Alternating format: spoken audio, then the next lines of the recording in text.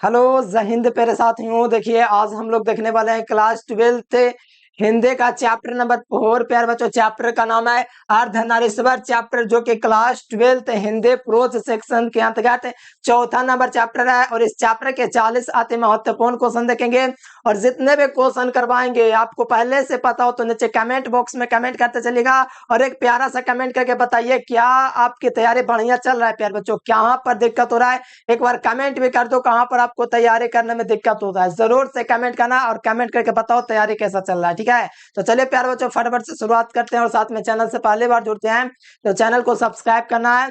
Subscribe तो सही बच्चा करते हैं तो हम मानते हैं सब्सक्राइब तो कर देगा, लेकिन सब्सक्राइब करके बेल नोटिफिकेशन नहीं दबाओगे तो कोई फायदा ही नहीं हुआ सब्सक्राइब करने का। ठीक है, तो फटाफट से सब्सक्राइब करो। सब्सक्राइब करने के साथ ऑल नोटिफिकेशन आएगा, उसको दबा के ऑल पे क्लिक कर लेना ताकि नोटिफिकेशन आपके पास पहुंचेगा। ठीक है, और व्हाट्सएप ग्रुप में जो बच्चा नहीं जुड़ा है तो व्हाट्सएप ग्रुप में जुड़ने के लिए इस नंबर पर व्हाट्सएप मैसेज करके व्हाट्सएप ग्रुप में जुड़ जाएगा। ठीक है, तो चलिए प्यारे बच्चों बेहतरीन वीडियो की शुरुआत करते हैं। पूरे मजे के साथ आइए, पूरे जोश में आइए, जितना भी क्वेश्चन करवाऊंगा पूरे मन से देखेंगे और जो नहीं पता होगा रोज की तरह हमेशा कहूंगा प्यारे बच्चों आपको जो क्वेश्चन नहीं पता अगर आप बेहतर तैयारी करना चाहते हो तो स्टार मार के कॉपी में लिख लो ताकि आगे चल करके उसको आप लोग रिवाइज कर सके, दोबारा देख सके और क्लियर कर सके। और यही एक वो रास्ता है जिसमें आप लोग बेहतर कर सकते हैं, इस बात को जरूर फॉलो करें, इग्नोर ना करें। ठीक है, तो चलिए प्यारे बच्चों यहाँ पर आप लोग पूरे मन से देखेगा। ठीक है, यही कहते हैं मन से देखा हुआ चीज याद हो जाता है। तो चलो रामधारी सिंह दिनकर क्या बताऊं, ये बिहार के सबसे बड़े यानी कि बिहार के अगर कोई कवि बढ़िया है तो वो है रामधारी सिंह दिनकर, जिसे राष्ट्र कवि कहते हैं। क्या कहते हैं? राष्ट्र कवि। अब कहोगे लोकनायक किसे कहते हैं तो लोकनायक जयप्रकाश नारायण को कहते हैं, लेकिन राष्ट्र कवि है वो हमारे रामधारी सिंह दिनकर है। ठीक है, रामधारी सिंह दिनकर जिनका जन्म बिहार के सिमरिया भागलपुर जो था ना बेगूसराय के सिमरिया गांव में इनका जन्म हुआ था। कब हुआ था? 24 अप्रैल 1908 को। ठीक है, तो चलिए प्यारे बच्चों पहले आइए चैप्टर को देखते हैं। अर्धनारीश्वर, अर्धनारीश्वर का मतलब समझते हो? शिव और भगवान शिव और शंकर का कल्पित रूप है अर्धनारीश्वर। ठीक है, और ये प्राचीन दिनों से चलता आ रहा है, कोई जो पहले जो जमाना नहीं हुआ करता था बहुत पहले से। ठीक है, जब से पृथ्वी स्टार्ट हुआ है। तो ध्यान दीजिए अर्धनारीश्वर पाठ के लेखक कौन है तो अर्धनारीश्वर पाठ के जो लेखक है प्यारे बच्चों रामधारी सिंह दिनकर है। कौन है? अर्धनारीश्वर रामधारी सिंह दिनकर के द्वारा लिखा गया है। और ये कहते हैं कि हर अर्धनारीश्वर का मतलब होता है कि शिव और पार्वती का दोनों रूप, मतलब पुरुष में स्त्री का भी गुण होना चाहिए और पुरुष का भी गुण होना चाहिए, ऐसा इनका मानना है। और पुरुष में भी स्त्री का गुण होना चाहिए और पुरुष का भी गुण होना चाहिए, ये कहा गया रामधारी सिंह दिनकर के द्वारा। बहुत बढ़िया चैप्टर, इस चैप्टर को समझ जाओगे तो क्या ही बताए, एकदम समझिए बढ़िया इंसान बन सकते हैं। ठीक है, तो ध्यान रखिए रामधारी सिंह दिनकर के लेकर अर्धनारीश्वर पाठ के लेकर कौन है तो रामधारी सिंह दिनकर। ठीक है, ध्यान रखिएगा बढ़िया चैप्टर है। और नंबर सिंह तो प्रगीत और समाज लिखा है। हजारे प्रसाद द्विवेदी नाखून क्यों बढ़ते हैं, क्लास 10 में पढ़ना था वो लिखे तो वो नहीं होगा। रामचंद्र शुक्ल तो यहाँ पर होगा ही नहीं। ठीक है, तो अगला क्वेश्चन आ जाओ, सेकंड नंबर क्वेश्चन। कहा जरा संस्कृति के 4 उपाध्याय, संस्कृति के 4 अध्याय किसके रचना है तो संस्कृति के 4 अध्याय है ये आपका प्यार बच्चों रामधारी सिंह दिनकर के द्वारा लिखा गया। किसके द्वारा?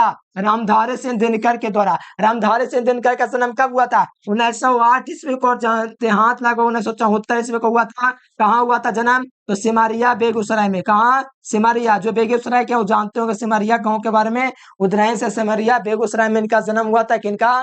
तो ध्यान रखिएगा प्यार बच्चों रामधारी सिंह दिनकर का। ये राष्ट्र कवि के रूप में जाने जाते हैं। कौन कवि तो राष्ट्र कवि, नीचे लिख दीजिए इज्जत से राष्ट्र कवि रामधारी सिंह दिनकर, हमारे बिहारी कवि यही है। ठीक है, तो ध्यान रखना। ठीक है, अगला क्वेश्चन देखोगे आप लोगों से कहा जा रहा है प्यार बच्चों कि अर्धनारीश्वर में किसका गुण होता है। देखो अर्धनारीश्वर में किसका गुण समन्वय होता है, समन्वय का मतलब होता है मिलन। अर्धनारीश्वर में किसका गुण का समन्वय है तो नारी का गुण का तो नहीं, पुरुष के गुण का नहीं, नारी और पुरुष दोनों का गुण का समन्वय होता है अर्धनारीश्वर में। अर्धनारीश्वर में फोटो आप लोग देखेंगे एक तरफ पुरुष है और एक तरफ स्त्री है, तो इसी को कहा जाता है अर्धनारीश्वर, जो कि शिव और पार्वती का कल्पित रूप माना गया है। तो राइट आंसर क्या हो जाएगा? ऑप्शन सी इसका बिल्कुल सही हो जाएगा। बड़ी आसान आसान क्वेश्चन है। इस चैप्टर से लेखक परिचय के बारे में ज्यादा, अरे हिंदी में लेखक परिचय से ज्यादा क्वेश्चन करता है, लेखक ये वो लिखा ये सब, बस हिंदी तो आराम से कर लेंगे। बस देखते चलो कहाँ आप लोग का तैयारी है। अगला देख लीजिए दिनकर जी किस युग के कवि हैं, ध्यान से सुनो। बाल कृष्ण भट्ट पूछेगा तो भारतेंदु युग, ठीक है। चंद्रधर शर्मा गुलेरी जी पूछेगा द्विवेदी युग, ठीक है। अगर आपसे पूछेगा प्यार बच्चों कहा जाए दिनकर जी तो किस युग के कवि हैं, तो आप लोग को याद रखना है छायावदोत्तर युग के कवि है। कौन सा युगोत्तर? छायावदोत्तर युग, ठीक है। छायोवदोत्तर, छायावाद भी हो सकता है लेकिन छायावदोत्तर युग नहीं रहेगा तब। और तो सुनिए यहाँ पर थोड़ा आप लोग को याद रखना है, एक भूषण होता है छत्रपति शिवाजी महाराज के बारे में उसने बताए हैं, तो वो किस काल के कवि है? तो रेते काल के कवि हैं। तो ये काल जरूर याद रखना, हर साल क्वेश्चन उससे आते हैं, तो याद रखना प्यारे बच्चों। दिनकर जी किस युग के कवि हैं? तो छायावदोत्तर युग, ऑप्शन नंबर सी इसका राइट आंसर होगा। अगला देख लो, अर्धनारीश्वर शेख, अर्धनारीश्वर शंकर और पार्वती का किस प्रकार का रूप है? तो शंकर और पार्वती का कल्पित रूप, मतलब कल्पना किया जाता है कि ऐसा रूप हुआ होगा किनका? तो अर्धनारीश्वर का। शिव और पार्वती का कैसा रूप है? शंकर और पार्वती का कल्पित रूप है अर्धनारीश्वर, ध्यान रखिएगा, ठीक है। कल्पित का मतलब होता है कल्पना किया हुआ कि इस प्रकार इनके रचना हो सकती है, इस प्रकार इनके आकृति हो सकती है अर्धनारीश्वर चैप्टर में, ठीक है। तो शंकर और पार्वती का कल्पित रूप है, राइट आंसर बी नंबर। अगला क्वेश्चन आ जाओ, दिनकर जी के पहले काव्य पुस्तक क्या है? बता दो। दिनकर जी के दोस्तों पहले काव्य पुस्तक कौन है? कुरुक्षेत्र तो ये वाला तो होगा नहीं, लेकिन हुंकार तो ये भी नहीं होगा, रसवंत भी नहीं होगा, ये सब होने की रचना। लेकिन प्रणभांग जो है ये दिनकर जी के पहले काव्य पुस्तक है, जो पहले काव्य पुस्तक लगभग, छोड़ो बाद में बताएंगे, लेकिन 1925 में। दिनकर जी के पहले काव्य पुस्तक कौन सी है? तो याद रखना ये प्रणभांग है। कौन है प्यारे बच्चों? प्रणभांग, याद रखना। दिनकर जी के पहले काव्य पुस्तक का नाम क्या चीज है? प्रणभांग, याद रखेगा। प्रणभांग दोस्तों दिनकर जी के पहले काव्य पुस्तक है, याद रहना चाहिए। आप लोग मेहनत करेंगे तो याद रह जाएगा। अगला क्वेश्चन देख लो, दिनकर जी की पहले कविता किस पत्रिका में से दोस्तों आपका प्रकाशित हुई? छात्र सहोदर। सुनिए एक बात मैं आपको बोलता हूँ, हिंदी इतने मन से देखते हो, इतना अगर इंग्लिश मन से देखेंगे ना उसे समझिए आपका नंबर का पासा पलट जाएगा। अगर आपको बेहतर नंबर लाना है ना 12th में, तो आपको इंग्लिश पर फोकस करना पड़ेगा। इंग्लिश वो सब्जेक्ट है आपसे दूर जाएगी, लेकिन उसके पीछे आपको जाना पड़ेगा, क्योंकि इंग्लिश वो सब्जेक्ट है जिसका आप लोग को हिंदी और समझ जाओगे तो ऑब्जेक्टिव याद होगा। रोज उसमें मेहनत करना पड़ेगा। हिंदी है कि एक बार पढ़ ले याद हो गया, इंग्लिश समझिए हिंदी से 5 गुना आगे है, इसलिए थोड़ा ध्यान रखिएगा।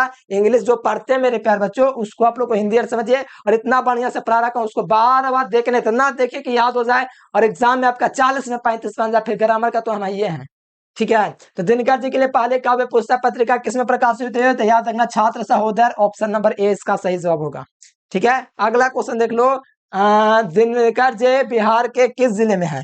बताओ। सिमरिया बेगूसराय में इनका जन्म हुआ था। कहां सा? बेगूसराय, पटना का समझिए तो क्या चीज बोलते हैं, पटना के बगल में पड़ोसी जिला ही कह सकते हैं। पटना के बगल में भागलपुर भी है, बेगूसराय भी लगभग है। तो बताओ यहाँ पर बेगूसराय हो जाएगा। दिनकर जी का जन्म सिमरिया बेगूसराय में, बिहार में इनका जन्म होता है, और ये बिहार के राष्ट्र कवि हैं, पूरे भारत का राष्ट्र कवि कह सकते हैं। बहुत बढ़िया कवि, ठीक है। रामधारी सिंह जी, नाम भी बहुत सुंदर है। राइट आंसर क्या हो सका? बी नंबर हो सका, बेगूसराय में इनका जन्म हुआ था। अगला क्वेश्चन देखिए, दिनकर जी को निम्न में से कौन सा पुरस्कार दिया गया था? बताओ। दिनकर जी को बहुत सारा पुरस्कार मिला, जिसमें से एक पुरस्कार जो है वो पद्म भूषण का है। क्या चीज है? पद्म भूषण कोई आम बात नहीं है प्यारे बच्चों, रामधारी सिंह दिनकर को मिला है। जैसे भारत रत्न होता है ना, उसी प्रकार पद्म भूषण भी होता है। क्या हो जाएगा? पद्म भूषण हो जाएगा, बिल्कुल सही जवाब। बात को ध्यान रखेगा। पद्म भूषण किनके किनको मिला? तो ध्यान रखना रामधारी सिंह दिनकर। और इनको एक और भी मिला, उर्वशी पर कौन सा? ज्ञानपीठ पुरस्कार मिला है। उर्वशी चैप्टर लिखे थे ना रामधारी सिंह दिनकर, तो इनको मैट्रिक में क्या बताऊं, मैट्रिक में भी आप लोग पढ़े एक चैप्टर को रामधारी सिंह दिनकर के बारे में। उस चैप्टर का नाम क्या था? जनतंत्र का जन्म, ऐसे कुछ था, मैट्रिक में पढ़ना था। दिनकर जी की पहली कविता का प्रकाशित हुए थे 1925 ईस्वी में प्रकाशित हुए। हम पहले कविता 1925 प्रकाशित हुए, 1928 में मैट्रिक की परीक्षा दिए थे, ठीक है। 1928 में मैट्रिक की परीक्षा देते हैं, और रामधारी सिंह दिनकर के पहले जो कविता प्रकाशित हुए थे 1925 ईस्वी में प्रकाशित हुई थी, ठीक है। Right answer option number A बिल्कुल सही जवाब होगा। बात को ध्यान रखेगा, ठीक है। अगला क्वेश्चन राजा निम्नलिखित में से कौन सी रचना दिनकर जी के नहीं है? उर्वशी होकर दिनकर जी के द्वारा लिखी गई है, और इन पर 200 ज्ञानपीठ का पुरस्कार भी इनको मिल चुका है। तो ये तो आप लोग का इनकी रचना है, और रसिम रहते ये भी उनकी ही रचना है दोस्तों, रामधारी सिंह दिनकर की है। लेकिन जूठन है ये ओम प्रकाश वाल्मीकि का है। बताओ तो किसका है ये? बताओ ये किसका है, बताना ये। जूठन। कुरुक्षेत्र में इन्हीं की रचना है रामधारी सिद्धिन का। नहीं की बात किया जा रहा है तो नहीं यहाँ पर जूठन होगा, ठीक है। जूठन आत्मकथा है जो कि इनके द्वारा नहीं लिखा गया है, ठीक है। कि इनके द्वारा लिखा गया, कमेंट कर दीजिए। तो यहाँ पर निम्नलिखित में से कौन सी रचना दिनकर जी के नहीं है? तो उर्वशी दिनकर जी का कुरुक्षेत्र इन्हीं की है, कुरुक्षेत्र इन्हीं की है। रसिमरते, प्रणभांग, ये सब दिनकर जी की रचना है। संस्कृत के 4 अध्याय रामधारी से दिनकर के। बस बस, और क्या ध्यान रखना है? बस यही कहते हैं प्यारे स्टूडेंट, इंग्लिश को थोड़ा सा टाइम दे दीजिए, ठीक है। अब जिसको टाइम दे देंगे थोड़ा तो आपका बेहतर हो जाएगा प्यारे बच्चों, ठीक है। इंग्लिश टाइम मांगता है, टाइम दे दीजिए, ठीक है। इंग्लिश अगर बढ़िया हो जाएगा तब तक कहीं कहीं दिक्कतें नहीं है। देखो, युद्ध और शांति की समस्या किसके द्वारा लिखी गई काव्य कृति है? तो युद्ध और शांति जो है, किस युद्ध और शांति पर लिखी गई काव्य कृति क्या होगा? देखो चैप्टर में नाम आपको क्या दिख रहा है? युद्ध और संस्कृति। बताओ, युद्ध और संस्कृति की बात आएगा तो उसमें सोचोगे तो क्या आएगा? युद्ध आएगा। तो युद्ध के मैदान को हम लोग क्या बोलते थे? कुरुक्षेत्र बोलते हैं। महाभारत देखे ना, कुरुक्षेत्र में आ जाओ। तो यहाँ पर कुरुक्षेत्र जो है युद्ध और शांति की समस्या पर लिखी गई काव्य कृति होगा, इसीलिए राइट आंसर प्यार बच्चों बी नंबर होगा, ठीक है। ध्यान रखिएगा, युद्ध और शांति की समस्या पर लिखी गई काव्य कृति क्या चाहिए? तो कुरुक्षेत्र। कुरुक्षेत्र का क्षेत्र का मतलब ये होता है लड़ने का मैदान। अगला देखो, गंधारे कौन थे? महाभारत नहीं देखे, पढ़े हुए क्यों महाभारत, ठीक है। महाभारत दोस्तों, उसमें गंधारे कौन थे? तो गंधारे दुर्योधन की माँ थी, ठीक है। कृष्ण की माँ तो यशोदा थी, अर्जुन की माँ तो कुंती है। और बलराम की माँ कौन थी? ठीक है, बस याद रखो, दुर्योधन की माँ थे गंधारी, ठीक है। गंधारे के कितने बच्चे थे? लगभग 100 बच्चे, ठीक है। ध्यान रखना, ऑप्शन नंबर ए हो जाएगा सही जवाब। अगला क्वेश्चन देख लीजिए, अर्धनारीश्वर किस विद्या के संबंध है? अर्धनारीश्वर किस विद्या का संबंध है? तो देखो, विद्या की बात करेगा अर्धनारीश्वर। अर्धनारीश्वर जो एक प्रकार का निबंध है, क्या चाहिए? निबंध है, तो ऑप्शन ए हो जाएगा। कहानी तो उसने कहा था, एकांकित तो आपका समझ रहे हैं आप लोग, वाला चैप्टर मुन्नी वाला, ये वाला तो होगा नहीं, ठीक है। तो राइट आंसर क्या हो जाएगा? अर्धनारीश्वर जो है क्या चीज है? निबंध। अगला क्वेश्चन देख लीजिए, कहा जरा आप लोग, अर्धनारीश्वर किसका कल्पित रूप है? तो अर्धनारीश्वर शिव और पार्वती का, या शंकर और पार्वती का। राम सीता का रूप नहीं है, राधा कृष्ण का नहीं है, विष्णु लक्ष्मी की नहीं है, सीता शिव और पार्वती यानी शंकर और पार्वती का कल्पित रूप को अर्धनारीश्वर कहा गया है। प्रेमचंद्र कौन थे? तो कथाकार थे कि गीताकार थे? कमेंट करो तो, प्रेमचंद्र कौन है? प्रेमचंद कौन थे? तो कथाकार थे। क्या थे? कथाकार। याद रहेगा, तो हाँ, याद रहना चाहिए आप लोग को। अब बताओ, यहाँ पर दिनकर जी का अच्छा जन्म 23 सितंबर को, हम अप्रैल बोल रहे थे, निधन लगता है अप्रैल में हुआ था, अप्रैल 1974 के आसपास में। दिनकर जी का निधन जो है 23 सितंबर 1900, सॉरी, जन्म हुआ था 23 सितंबर 1908 ईस्वी। आ रहा है 23 सितंबर, आज कितना तारीख है? आज है लगभग 12-13 सितंबर, कितना है? 13 सितंबर। तो इनका 23 सितंबर के जन्म आ रहा है, ठीक है। रामधारी सिंह दिनकर का बिहार में कुछ अलग होना चाहिए इनके लिए। 23 सितंबर 1908 ईस्वी को रामधारी सिंह दिनकर का जन्म हुआ था, याद रहेगा ना। 23 सितंबर 1908 ईस्वी को। निधन कब हुआ था? 1974 ईस्वी को, याद रखना। दिनकर जी का निधन कब हुआ था? तो आपको पता ही होगा कि ईश्वर अय्यर के साथ रुके हुए तो अचानक उनको जो था रात में हार्ट अटैक आता है, फिर उनका निधन हो जाता है। अस्पताल ला जाने के बाद भी फौरन अस्पताल ले गया गया था, फिर भी उनका निधन हो जाता है रामधारी से दिनकर का, ठीक है। तो ऑप्शन ए हो जाएगा। अगला क्वेश्चन देख लो, दिनकर जी के अनुसार पति यदि विचार है, ध्यान दो, दिनकर जी मानते हैं यदि पति विचार है तो पत्नी भावना है। अगर पति धूप है, पत्नी क्या है? छाया है। तो यहाँ पर ध्यान दीजिए, दिनकर जी के अनुसार पति विचार है, पत्नी क्या चीज होगी? भावना होगी, ठीक है। मतलब एक दूसरे का कल्पित रूप इसीलिए कहा गया है, यानी कि एक दूसरे के बिना वे दोनों अधूरे हैं, यही कहना चाहते हैं रामधारी सिंह दिनकर। तो यहाँ पर दिनकर जी के अनुसार पति विचार करता है तो पति क्या दर्शाती है? तो भावना दर्शाती है, ठीक है। तो बात को ध्यान में रखते हो, ऑप्शन सी। एगो ठंडा होगा तो दूसरा का को, मतलब कि एगो गर्मी, ज्यादा गर्मी मतलब गुस्सा में, तो वो ठंडा करेगा। एगो ठंडा है तो उसको उकसाएगा गर्मी, मतलब यही है कि दूसरे का कल्पित रूप। अगला अगला देख लीजिए, बुद्ध और महावीर महिलाओं को, ठीक है, नारियों को कौन सा अधिकार दे दिया था? भगवान बुद्ध, जानते होंगे, ठीक है। भगवान बुद्ध और महावीर ने नारियों को कौन सा अधिकार दे दिया? तो भगवान बुद्ध और महावीर नारियों को भिक्षुणी होने का अधिकार दे दिया। भिक्षुणी होने का अधिकार दे दिया कौन? बुद्ध। भगवान बुद्ध और महावीर ने नारियों को कौन सा अधिकार दे दिया? भिक्षुणी होने का, ठीक है। पति त्याग का नहीं, भिक्षुणी होने का, संन्यास लेने का भी नहीं। प्रेमचंद के अनुसार नारे पुरुष का गुण सीखती है, तो प्रेमचंद कहते हैं कि अगर देखिए कितना बात बोले, प्रेमचंद के अनुसार नारे जब पुरुष का गुण सीखती है तो वो राक्षसी हो जाते हैं। बताइए गलत कहें कि नहीं? रामधारी से खुश नहीं इस बात से? प्रेमचंद के अनुसार नारी जब पुरुष का गुण लेते हैं, मतलब नारी अगर पुरुष के जैसा काम करेगी, अगर मान लीजिए आज नारी है कि बहुत आगे तक चल गई है कि बहुत हर जगह कंधे से कंधे मिलाकर चले, थे क्या वो राक्षसी हो गई? तो ये प्रेमचंद के अनुसार कि नारी जब पुरुष का गुण सीखती है तो वो क्या हो जाती है? तो ये प्रेमचंद के अनुसार है, ना कि रामधारी सिद्धिनकर के अनुसार। तो ये दोस्तों राक्षसी हो जाती है, और इस बात से अनसेटिस्फाइड, असंतुष्ट है कौन? तो रामधारी सिद्धिनकर। ऐसे कैसे हो जाएगा? अगर ऐसा होता तब तो आज के जमाना में सिर्फ हर जगह पुरुष ही होता, लेडीज वहां पर होता ही नहीं। ठीक है, लेकिन ऐसा नहीं है। ठीक है, लेकिन फिर भी राक्षसी हो जाता है प्रेमचंद के अनुसार। देखिए किसने अपने जीवन के अंतिम दिनों में नारीत्व की साधना की है? तो जीवन के अंतिम दिनों में नारीत्व की साधना करने वाले गांधी जी थे। कौन थे? गांधी जी। ऑप्शन क्या होना चाहिए? ए नंबर ऑप्शन होना चाहिए कि किसने अपने जीवन के अंतिम दिनों में नारीत्व के साधना की है। तो कौन किए थे? तो ध्यान रखिएगा, गांधी जी। दिनकर जी को किस कहते पर विज्ञान पीठ का पुरस्कार मिला? अभी ना बताए थे, बता दीजिए। दिनकर जी को किस कहते पर भारतीय ज्ञानपीठ का पुरस्कार मिला? अच्छा, भारतीय ज्ञानपीठ का पुरस्कार मिल गया। हाँ,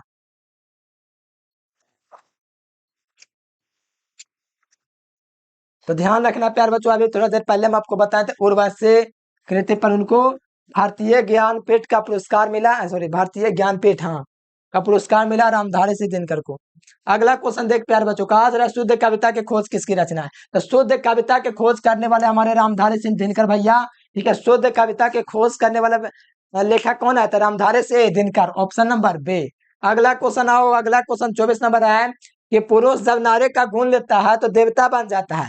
जब पुरुष नारी का गुण ले तो देवता बन जाएगा, नारी जब पुरुष का गुण ले तो राक्षसी बन जाएगा। बताओ ये किसका कथन था? जब पुरुष नारी का गुण लेता है तो देवता बन जाता है, वाह वाह। और जब नारी जब पुरुष का गुण लेती है तो राक्षसी बन जाती है। किसका कथन था? बता दो प्यारे स्टूडेंट, फटाफट से नीचे कमेंट बॉक्स में। अभी हम आपको ना बताए थे प्रेमचंद के अनुसार जो है ना, इनका कहने ही कुछ अलग है कि पुरुष जब नारी का गुण लेगा तो देवता बन जाएगा, जब किंतु नारी का जब पुरुष का गुण लेगा तो वो राक्षसी बन जाएगा। मतलब ये पुरुष जब नारी का काम करेगा तो देवता बन जाएगा, लेकिन नारी जब पुरुष का काम करे तो वो राक्षसी बन जाएगा। किसका कथन है? प्रेमचंद का कथन है। ठीक है, तो सही जवाब क्या हो जाएगा? B number. अगला क्वेश्चन आ जाओ, रामधारी सिंह दिनकर का निधन कब हुआ था? सर इसका निधन 24 अप्रैल 1974 ईस्वी को हुआ था। पटना में न हुआ था इनका निधन। पत्नी का नाम बिलिंगडन नर्सिंग होम था, जिस पिछल के चैप्टर में पढ़ा है। बिलिंगडन नर्सिंग होम में इनका रामधारी सिंह दिनकर का हार्ट अटैक पर था, उनका वहीं पर निधन हो जाता है। बहुत तत्काल तुरंत पहुंचाया गया, फिर भी नहीं बच सके। ठीक है, तो रामधारी सिंह दिनकर का निधन कब हुआ था? 24 अप्रैल 1974 ईस्वी। ठीक है, ध्यान रखना। और इसी समय संपूर्ण क्रांति का नारा लगा था 1974 ईस्वी में। रामधारी सिंह दिनकर के पिता का नाम क्या था? रामधारी सिंह की दिनकर के पिता का नाम क्या था? क्या था? सोचो, मैट्रिक में पढ़े हो। रामधारी सिंह दिनकर के पिता का नाम क्या थे? राबे सिंह थे। और माता का नाम मनरूप देवी, और पत्नी का नाम आएगा, वेट करो, श्यामवती। लास्ट देखो यहाँ पर रामधारी सिंह दिनकर के पिता का नाम आपको याद रखना, राबे से, और माता का नाम मनरूप देवी। कौन सा देवी? मनरूप देवी। और पिता का नाम राबे सिंह। मैट्रिक में पढ़े होंगे जनतंत्र के जन्म लेखक रामधारी सिंह दिनकर। अगला देखिए, बताओ रामधारी सिंह दिनकर की माँ का नाम की बात किया जा रहा है, तो धनरूप देवी नहीं, समरूप देवी नहीं, अपरूप देवी नहीं, मनरूप देवी होगा। नामों देखे कितना बढ़िया से दिया है, मनरूप देवी, समरूप देवी, अपरूप देवी, धनरूप देवी। ठीक है, तो आपको ध्यान रखना है मनरूप देवी था रामधारी सिंह दिनकर के माँ का नाम। आज वो प्यार बच्चों, रामधारी सिंह दिनकर के पत्नी का नाम क्या था?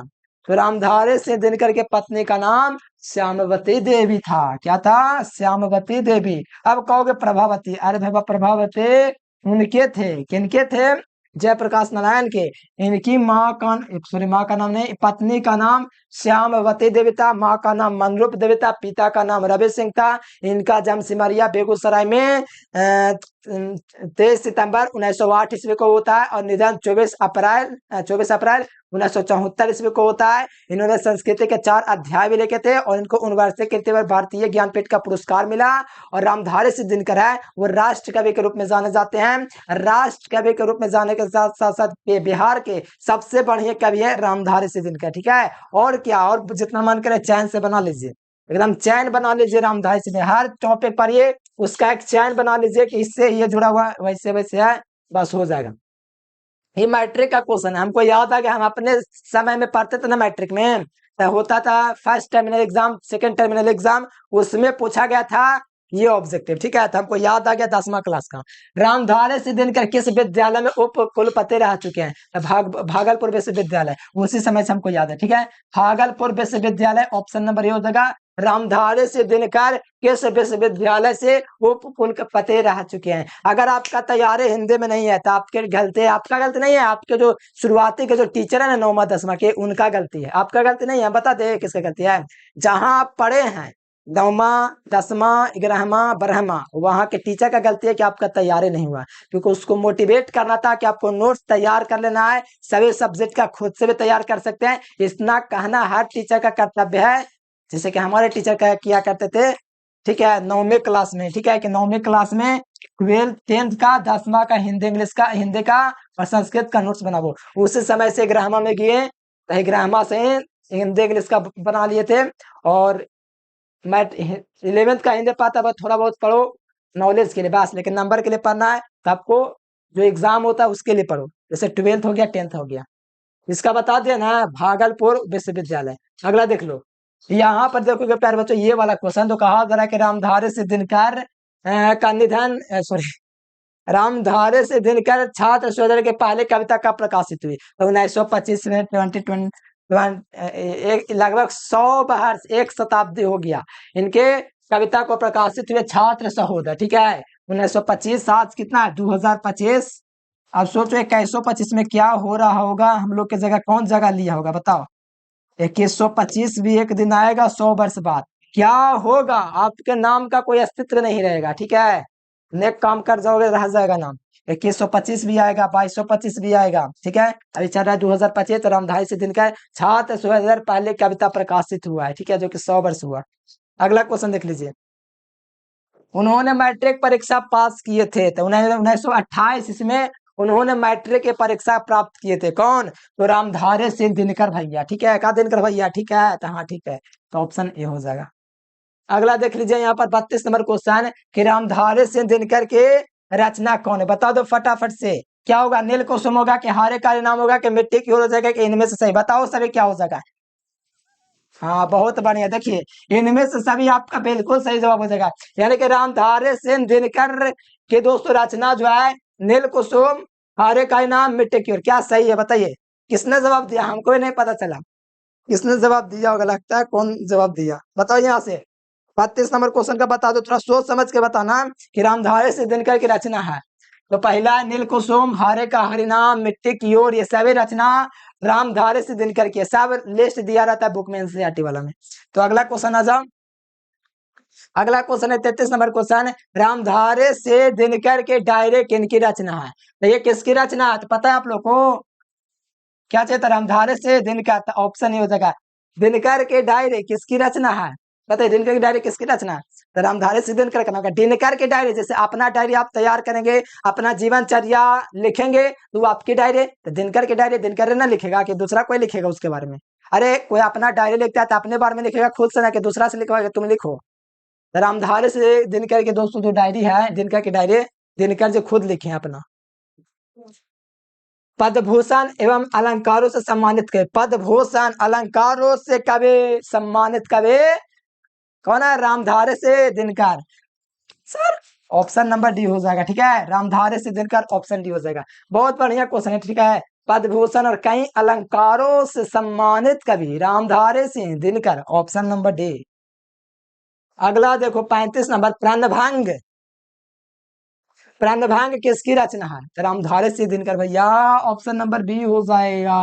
हाँ जयप्रकाश ने लगा दिए, और दिनकर जी की हो जाएगी, किसकी हो जाएगी? ये लास्ट क्वेश्चन था, ठीक है, 35 क्वेश्चन देख ले, उठा के देखते हैं एक और क्वेश्चन मिल जाए, नहीं है, ठीक है, तो प्यारे बच्चों आपको कमेंट करना है कि वीडियो आपको कैसा लगा। वीडियो को लाइक करके चैनल को सब्सक्राइब कीजिए और फटाफट से वीडियो को लाइक कर दीजिए, ठीक है। और ये काम तो आप लोग करने में माहिर है, माहिर हो, ठीक है।